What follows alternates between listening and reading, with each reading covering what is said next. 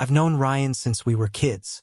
We grew up on the same street, spent summers riding our bikes until the streetlights flickered on, and shared secrets under the stars like only boys who trusted each other completely could. By the time we hit our 20s, life had pulled us in different directions, but the bond was still there. He was the one friend I could call at 2 in the morning and know he'd pick up, no questions asked. I'd been to his place countless times before, but the first time I met his dad, Mr. Carter, still stands out like a photo with sharper edges than the rest. Ryan had mentioned him before. He's cool, just don't bring up politics. But he never really said much else. That day, I walked into their living room, and there he was, tall, broad-shouldered, in a fitted polo that clung just enough to hint at a body that had clearly been looked after. His hair was peppered with gray in the kind of way that made it look intentional, like it was a choice, not a surrender. And his eyes, deep, focused, almost too much. The kind of eyes that didn't just look at you, but through you, like they were stripping away every layer until you stood there bare. He smiled, but it wasn't just polite. It lingered. "You must be Alex," he said, extending his hand. His grip was firm, but his thumb brushed over my knuckles in a way I wasn't sure I imagined. "Yeah," I replied, feeling my voice come out a little softer than usual. "Nice to meet you." Ryan didn't notice anything. He was busy tossing his bag on the couch. But I did. And for the rest of that visit, whenever Mr. Carter's gaze caught mine, it felt like there was a silent question hanging in the air. One I didn't know the answer to yet. It should have ended there. Just a strange, slightly too long handshake and a few glances. But a week later, I proved to myself that fate has a twisted sense of humor. It was late, and I'd just gotten out of the shower. My phone buzzed, and I thought it was Mark, a guy I'd been talking to for a few weeks. We weren't anything serious yet, but the flirting was bold. That night, it was bolder than usual. I snapped a photo without thinking, the kind you definitely don't send to just anyone. I typed out something suggestive, hit send, and tossed the phone on my bed without a second thought. It wasn't until a minute later, when my phone lit up again, that I saw the name. Mr. Carter. My stomach dropped. My hands went cold. I actually said, "Oh no," out loud like some cliché from a bad sitcom. For a solid 30 seconds, I just stood there, staring at the screen, hoping maybe I'd hallucinated the whole thing. Then the typing bubbles appeared. I swear my heart was louder than the clock ticking on my wall. The message came through. Was this meant for me? I scrambled to type back something, anything, but my brain was a scrambled mess of panic. Before I could send a reply, another message appeared. If it was, "I'm not complaining." I had no idea what to do. Laugh it off? Apologize? Pretend it was a prank? My fingers hovered over the keyboard, but every excuse I came up with sounded worse than the last. In the end, I just typed, "Wrong person. Sorry." There was a pause, then, "No need to apologize. Just interesting timing." And that was it. He didn't push. He didn't mention it again. But something had shifted, I could feel it. I spent the next few days convincing myself I'd imagined the undercurrent in his words, that I was just embarrassed and reading too much into it. But whenever I thought about the way he'd looked at me that first day, or the way his thumb brushed my hand, the memory tangled itself up with that accidental message. I tried to push it out of my mind, to file it away as an awkward moment I'd never speak of again. But somewhere deep down, a seed had been planted, and I had a feeling it wasn't going to stay buried for. Ryan called me on a Thursday afternoon, his voice buzzing with that easy excitement he always had when we made plans. "Hey, you free this weekend? Come stay over. We'll catch up, binge something stupid, maybe hit the lake." It sounded perfect. I'd had a rough week at work, and honestly, I missed him. I didn't even think twice about the fact that it meant being around Mr. Carter again. By Friday evening, I was tossing my bag into Ryan's spare room. We ate takeout, played video games, and made fun of a bad action movie until our stomachs hurt from laughing. Everything felt normal, almost like we were 16 again, until I caught Mr. Carter watching us from the hallway. He had a glass of wine in his hand and that same unreadable expression, half curious, half something else. When he stepped into the living room, he didn't look at Ryan. His eyes found me first, like they always seem to now. "Alex," he said, voice casual but warm. "Good to see you again." "You too," I replied, trying to sound casual, though my pulse betrayed me. The evening moved on, but every so often I'd feel the weight of his attention, even when I wasn't looking. He sat across from me during dinner, and I couldn't help noticing the way his knee brushed mine under the table. Not enough to be obvious, but just enough to register. I told myself it was accidental, but then it happened again. Later, when Ryan went upstairs to grab something, Mr. Carter leaned slightly toward me. "You've changed," he said, eyes flicking briefly over me before meeting mine again. "Changed how?" I asked, forcing a small laugh. "Confidence. There's something different in the way you carry yourself." His tone was light, but his gaze didn't let me escape. I didn't know how to respond, so I just shrugged, pretending to study the label on my drink. Ryan returned before the silence could stretch too long, and the moment was over. That night, after hours of joking and watching TV, Ryan eventually said he was wiped and headed to bed. I lingered in the kitchen, rinsing out my glass. I figured Mr. Carter had gone to bed too, but then I heard his footsteps. He walked in, the dim light from the stove casting shadows across his face. "Couldn't sleep?" I asked. "Didn't try yet," he said, leaning against the counter across from me.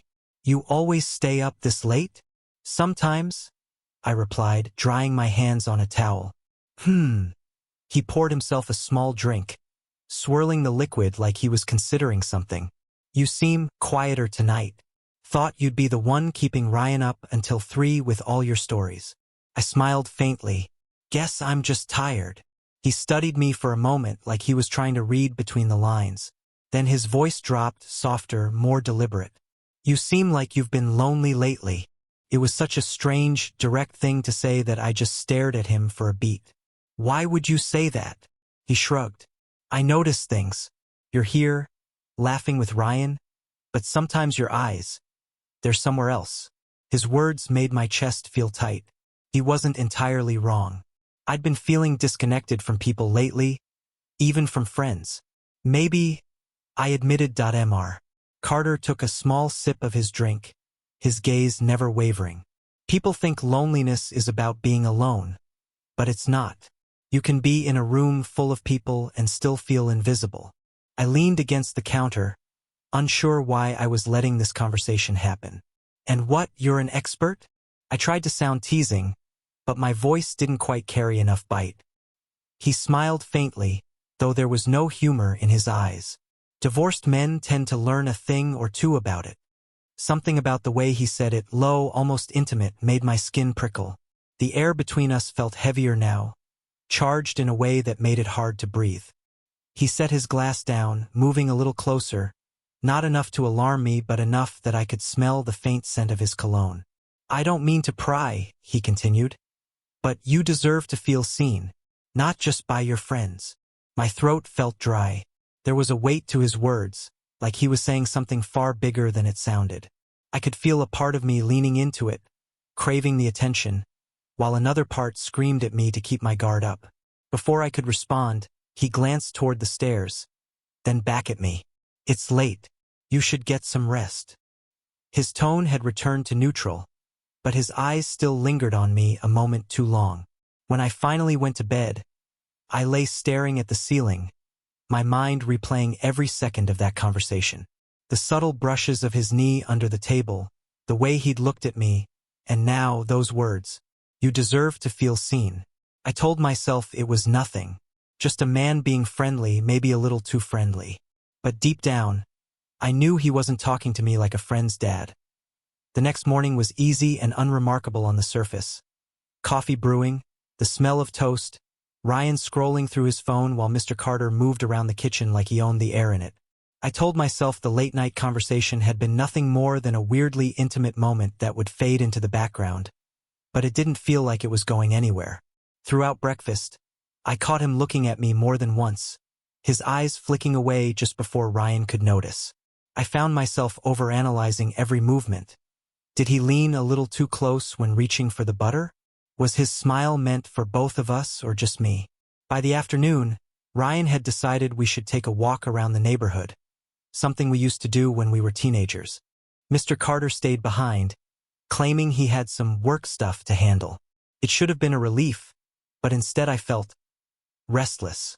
When we got back, Ryan went upstairs to take a shower, leaving me alone in the living room with Mr. Carter. He was sitting on the couch, a glass of water in hand, flipping absently through a magazine. When he saw me, he set it down and gestured for me to join him. "How's life treating you these days?"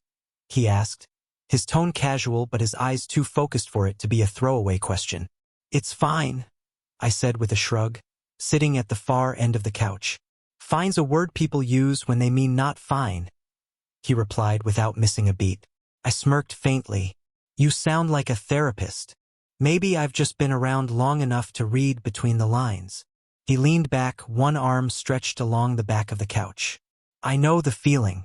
When my marriage ended, people asked how I was, and I'd say, 'I'm fine.' Meanwhile, I was lying awake every night wondering what the hell happened to my life." His voice softened, the words hanging in the air between us. "You lose not just the person, but the little rituals, the way someone makes you feel seen. You don't realize how much you need that until it's gone." I didn't know what to say, so I just looked at him. There was something vulnerable in his expression, genuine maybe, but also deliberate, like he knew exactly what he was revealing and why. He glanced down at his glass, swirling the water before looking back up at me. "You have a presence, Alex. It's hard to look away from you." The compliment caught me off guard, tightening something in my chest. "That's not something people usually say to me." "Then people aren't paying enough attention," he said simply. His eyes locked on mine in a way that made me want to look away but couldn't. We sat there like that for a long, unbroken moment. No words, just the quiet hum of the house and his gaze holding me still. My heart thudded a little too loudly in my ears.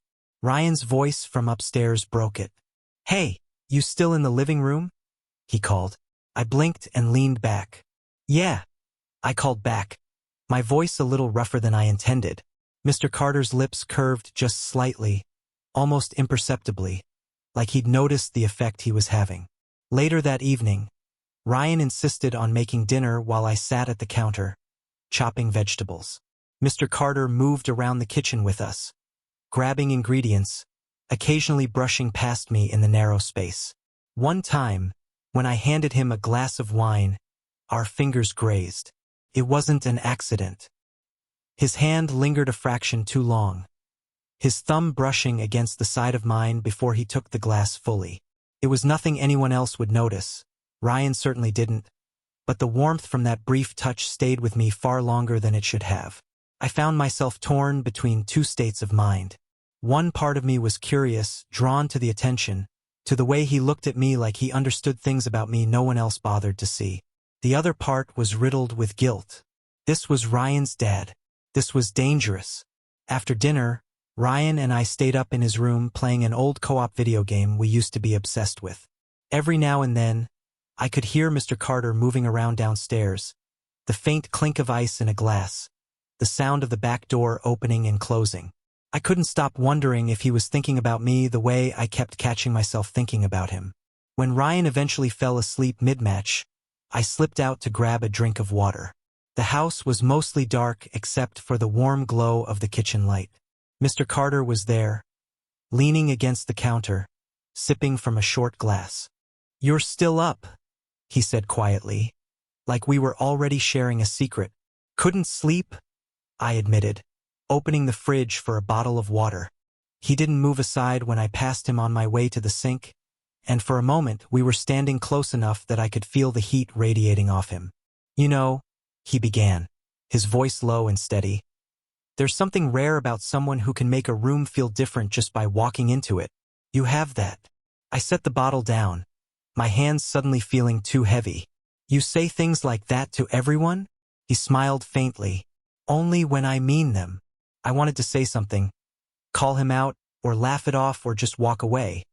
But the truth was, his words were working their way under my skin, settling in places I didn't expect. My friends my age didn't talk to me like this. They didn't notice details. They didn't make me feel like there was something in me worth lingering on. We stood there in that soft, charged silence until the sound of the refrigerator humming became the loudest thing in the room. Finally, he took a step back, his expression unreadable again. "Get some rest, Alex," he said, though it felt more like a promise than a suggestion. When I returned to Ryan's room, I lay awake for hours, my mind running over every look, every brush of his hand, every word that felt like it was meant to pull me a little closer to him. I told myself I was imagining it, but deep down I knew I wasn't. It was about a week after that weekend when Ryan called me. "Man, I've got bad news," he said. "I'm stuck covering a shift tomorrow. Total nightmare. We'll have to rain check." I was disappointed. Sure, but I told him it was fine. We hung up and I figured that was that. I started planning a lazy day for myself, catching up on laundry, maybe watching a few episodes of a show I'd been putting off. A couple hours later, my phone buzzed again. This time, the name on the screen made my stomach tighten. "Mr. Carter." "Alex," he said, his voice low and even. "Ryan told me you two had plans. He mentioned you were going to hang out here." "Yeah," I replied cautiously. "But since he's working, you should still come by," he said smoothly. No sense wasting the day. I was about to make some dinner later, could use the company. I hesitated. Every sensible part of me said it was a bad idea. But then there was that other part, the one that remembered his gaze, his words, the way his presence seemed to fill a room and pull me toward it. "I guess I could," I heard myself say. When I arrived that evening, the house felt different. It wasn't just the absence of Ryan. The lights were dimmed, a soft golden glow spilling from a single lamp in the living room. A faint trace of something warm and spiced hung in the air. Maybe whatever he was cooking, maybe his cologne. "Glad you came," he said as he opened the door. His smile wasn't the casual kind you give a friend's kid. It was slower, more deliberate. He led me to the living room, where two glasses sat on the coffee table, condensation beading along the sides. "Figured you might like a drink before dinner," he said, handing me one. Our fingers brushed, lingering a second longer than they needed to. We sat, and I noticed right away he chose the armchair closest to the couch, close enough that I could feel his presence even without touching. We talked at first about easy things, my job, his work, how Ryan was doing. But as the minutes passed, the conversation shifted.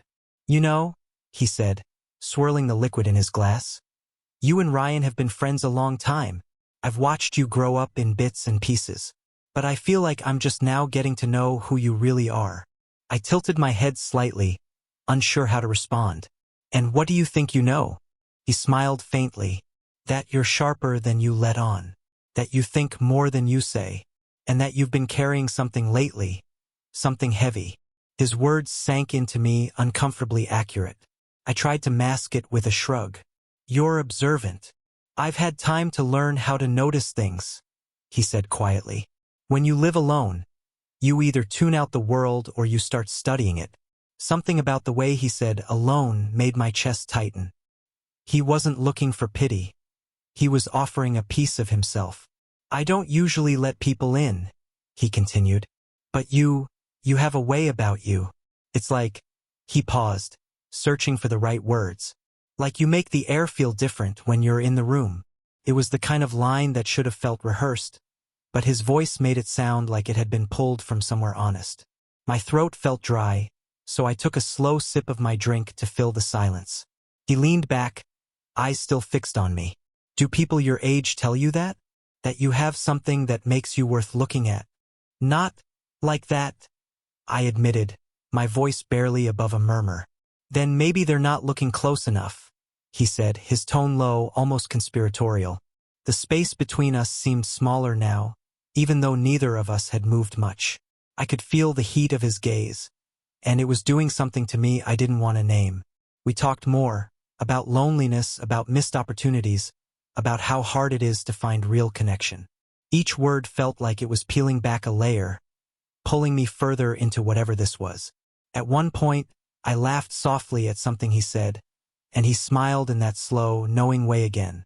"See? That right there. I could listen to that sound for hours." I set my glass down, my pulse loud in my ears. "You're very good at making people feel noticed." "Only when they deserve it," he replied. And then he looked at me in a way that made it very clear he wasn't talking about just anyone. The hallway outside the conference room was dim, the kind of dim that seemed to pull sound into itself. My footsteps echoed faintly as I made my way toward the guest bathroom, trying to keep my breathing steady. I told the others I just needed a moment to freshen up, but in truth, I needed distance. From him, from his eyes, from the way my pulse had been hammering all evening. I pushed the bathroom door open, splashed a handful of cool water over my face, and stared at my reflection. My shirt collar was slightly askew. I fixed it with trembling fingers. My thoughts weren't on my appearance, though. They were on that one mistake, the message, the photo. That single reckless moment that had somehow become the invisible thread between us. I lingered too long. When I stepped back into the hall, he was there. Mr. Carter stood halfway between me and the doorway to the conference room.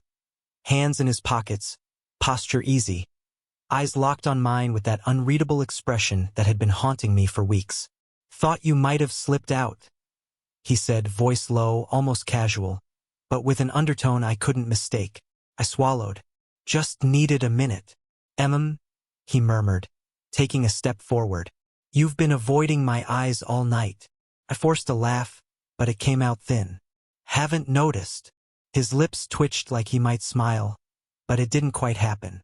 Instead, he closed the remaining space between us, stopping only a foot away. The air felt heavier, and I was suddenly aware of how loud my heartbeat sounded in my own ears. "You know," he said, tilting his head slightly, "there are some things a man can't just ignore." I froze because I knew what was coming. My throat tightened. "Like an image that keeps replaying in his mind," he continued, his voice softer now. "An image he probably shouldn't have seen, but can't forget." Heat rushed to my face, a mix of embarrassment and something darker. Something that made me want to step back and step closer at the same time. My voice cracked. "That was a mistake." "Was it?" His eyes searched mine, not with judgment, but with something that felt like hunger carefully wrapped in restraint. Because it didn't feel like a mistake to me. My pulse tripped over itself. I should have looked away, broken whatever spell he was weaving around me, but I couldn't. Then he reached up, slow enough to give me the chance to stop him. His hand brushed the side of my face, fingers warm against my skin. The contact was barely there, but it sent a shiver down my spine. "Your cheeks are warm," he murmured. I swallowed hard, forcing words past the knot in my throat. "This isn't a good idea." "Probably not." He agreed, and yet his thumb lingered just under my cheekbone. "But I've been thinking about you, about that moment, wondering if it was an accident or a message." My chest tightened. "What if it was neither?" "Then maybe," he said, stepping even closer, "it's just inevitable." The breath between us felt charged, and then his other hand found mine, fingers curling around my palm like it was the most natural thing in the world. My body reacted before my mind caught up, my fingers tightening around his, the space between us collapsing until I could feel the heat radiating off him. I should have pulled away. I should have walked back into that room and pretended nothing happened. Instead, I let him tilt my face up toward his. The first brush of his lips was softer than I expected. Not the hungry, desperate kind of kiss I'd feared and secretly hoped for, but something deliberate. His mouth lingered, tasting the air between us before pressing in with more certainty. It wasn't just a kiss. It was a question, an answer. Adare. Every nerve in my body was alive, caught between the sharp edge of wrong and the undeniable pull of wanting more. My free hand found its way to his chest, feeling the steady thud of his heartbeat beneath the fabric of his shirt. When we finally broke apart, my breathing was shallow.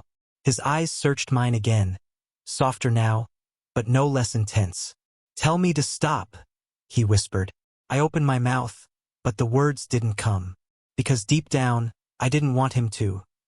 The night was quiet in a way that made the world feel smaller, like everything beyond the walls of Mr. Carter's living room didn't matter.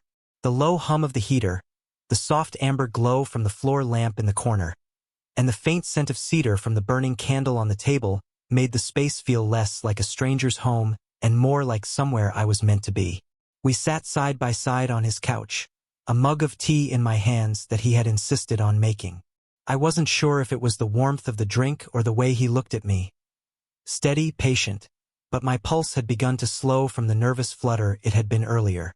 "I hope you don't think it's strange that I asked you to come," he said after a moment, leaning back but angling toward me in a way that made it feel like I had his full attention. I shook my head. "No. I mean, maybe a little unexpected, but not strange." His mouth curved into the faintest smile. "I guess I just enjoy talking to you. You listen. Not many people do that these days." It was such a simple thing to say, but I felt it land somewhere deep. I took a breath, hesitating before I replied. "I don't know if that's true. I think maybe people just don't feel heard enough to return the favor." His eyes softened, and for a long moment, neither of us spoke. Then he set his cup down on the coffee table and shifted slightly closer, his knee brushing mine.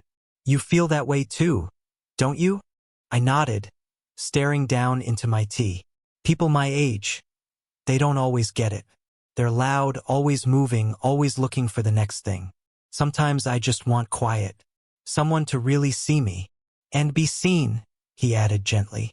I looked up at him, and it startled me how easy it was to meet his gaze without flinching. There was no rush in his expression, no expectation, just an openness that felt rare. The conversation wandered from there. Music we loved, moments in life we wished we could live twice, the kind of honesty that only comes when the night is late and the world outside is asleep. Somewhere between one story and the next, he told me about his divorce, about how it wasn't the absence of love that ended it, but the absence of connection. "I don't want to go through life feeling like a stranger to the person beside me," he admitted, voice low, almost to himself. I understood that more than I wanted to admit. The space between us closed slowly, not like a scene in a movie where someone just leans in and kisses you, but like two people drifting toward the same place without quite realizing it. His hand rested lightly on my knee, not holding, not claiming, just there, a question I could answer by moving away. I didn't. "I don't want to rush you," he said quietly. "You're not," I whispered back, and I meant it. When we finally kissed, it wasn't urgent. It was slow, almost hesitant, like we were both testing the reality of it. His hand moved to my cheek, warm against my skin, and I felt myself lean into the touch without thinking. The night unfolded gently from there. We didn't strip away clothes so much as we unwrapped each other with care, pausing often to meet eyes, to make sure the moment was still mutual. Every touch felt deliberate, every breath matched. There was nothing hurried, nothing taken.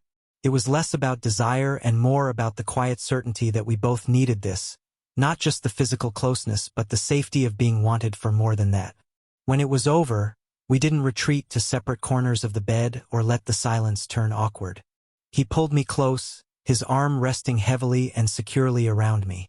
My head fit against his shoulder in a way that felt almost predestined, and the slow rise and fall of his breathing steadied mine. I didn't expect to feel safe. I didn't expect the warmth in my chest, or the way my thoughts quieted enough for me to simply exist in that moment. But as my eyes grew heavy, I realized I wasn't worried about what tomorrow might bring. For now I was here, and I was seen. The smell of freshly brewed coffee woke me before the sunlight did. I stirred beneath the blanket, momentarily forgetting where I was, until my eyes found the soft line of Mr. Carter's jaw in the light spilling from the kitchen. He was wearing a plain white t-shirt and gray sweatpants, barefoot, humming faintly as he moved between the stove and the counter. It was such a disarmingly domestic sight that I just lay there for a moment, watching him. Last night had been slow, deliberate, not rushed, not mechanical, but real. Even now, the memory lingered in my chest more than in my body. "Morning, sleepyhead," he said without turning around. His voice was warm, unhurried. I padded toward the kitchen, hair a mess, and slid onto one of the stools at the island. "You cook too?" I was ready to live on instant noodles for the rest of my life. "Please," he said, glancing over his shoulder with that half-smile of his. "You'd survive a week before calling me in a panic." I rolled my eyes, but I couldn't hide my grin. The table was already set: eggs, toast, and a bowl of berries. He poured me coffee without asking how I took it. Somehow, he'd already noticed I preferred it black. We ate without hurry. Every so often, our eyes would meet, and there'd be this flicker of recognition. Like we both knew we were stepping into something neither of us had planned, but neither of us wanted to step out of. At one point, my phone buzzed on the counter.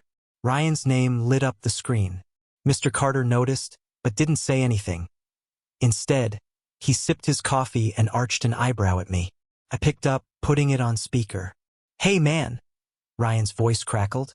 "Just checking in. You alive? Didn't see you online last night." "Yeah," I said, glancing at Mr. Carter, whose lips twitched. "Just busy." "Busy?" Ryan chuckled. "With what? Wait. Don't tell me you were actually on a date for once." I forced a neutral laugh. "Something like that." Mr. Carter's eyes met mine over his coffee cup. There was a conspiratorial glint there, a private smile that didn't need words. When the call ended, we lingered at the table, neither of us ready to break whatever this morning was. Eventually, though, I asked the question that had been quietly pressing at me. "So, what happens now?" He leaned back in his chair, thoughtful but not tense. "That's up to us. We can pretend this was nothing if you want. Or..." His eyes searched mine. "We can see where it goes." I swallowed, aware of how fast my heart was beating. "If I said I wanted to see where it goes?" His smile was slow, genuine. "Then we keep it quiet for now. Take our time. No pressure, no labels. Just us." Something about the way he said it, calm, steady, certain, made me feel like the ground under my feet had stopped shifting. We drifted to the couch afterward, coffee mugs still warm in our hands. The sunlight had grown stronger, pooling across the floor. His arm rested lightly along the back of the couch, close enough for my shoulder to brush against his. "I keep thinking," I murmured. "If you'd told me a week ago that all this would happen, I'd have laughed, or panicked, or both." He tilted his head toward me. "You mean you wouldn't have predicted that an embarrassing nude would lead to breakfast at my place?" I groaned. "Don't remind me." "Why not? It's the best accident I've had in years." That pulled a laugh from me, the kind that made my chest feel lighter. For a while, we just sat there, the quiet easy between us. There was no urgency to move, no awkwardness to fill. Last night had stripped away something heavier than clothes. It had taken the distance, the guardedness, and replaced it with this strange, fragile trust. I thought about how it all began. Me cursing my own stupidity for sending the wrong file, bracing for humiliation. And yet, here I was, in his living room, my coffee growing cold in my hands, wondering how something that had started with red-faced embarrassment had turned into this unexpected, unshakable warmth. For a while, we just sat there, the quiet easy between us. There was no urgency to move, no awkwardness to fill. Last night had stripped away something heavier than clothes. It had taken the distance, the guardedness, and replaced it with this strange, fragile trust. I thought about how it all began. Me cursing my own stupidity for sending the wrong file, bracing for humiliation. And yet, here I was, in his living room, my coffee growing cold in my hands, wondering how something that had started with red-faced embarrassment had turned into this unexpected, unshakable warmth. Maybe that was the thing about connection. You couldn't plan it, couldn't force it. Sometimes it slipped in through the cracks when you least expected it. He glanced at me, his hand brushing mine just briefly. "You look like you're overthinking again." "Maybe I am." "Stop," he said gently. "Just be here, with me." And for once I did. As the sunlight caught his profile and the faint smile that lingered there, I had the strange, steady certainty that this was only the first page of something bigger, something worth staying for.